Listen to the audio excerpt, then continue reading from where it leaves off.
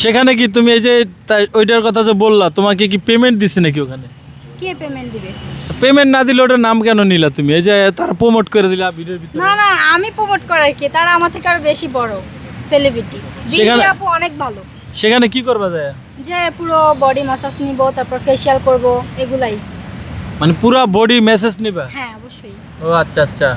তো সেখানে মেসেজ নিতে কত টাকা লাগে? এই তো 15-10-15 হাজার হলেই হয়ে যাবে। 10-15 হাজার টাকা নেয় মাত্র মেসেজ করার জন্য? হ্যাঁ নিতে পারি। কতক্ষণ মেসেজ করে? এই 3-4 ঘন্টা। ছেলেরা মেসেজ করে না মেয়েরা? মেয়েরা। ও, মেয়েরা মেসেজ করে? হ্যাঁ ভাই, বাজে প্রশ্ন করবেন না, নেগেটিভ প্রশ্নতে কেন যাচ্ছেন? না, অনেক জায়গায় তো দেখা যায় ছেলেরা যায় সেলুনে, যাওয়ার পর মেয়েরা নাকি, ছেলেদের জন্য আলাদা ভাইয়া। ছেলেরা গেলে নাকি মেয়েরা নাকি মেসেজ করে দেয়। সাজগর ডিফারেন্ট, মানে অনেক আলাদা, ওরা অনেক ভালো।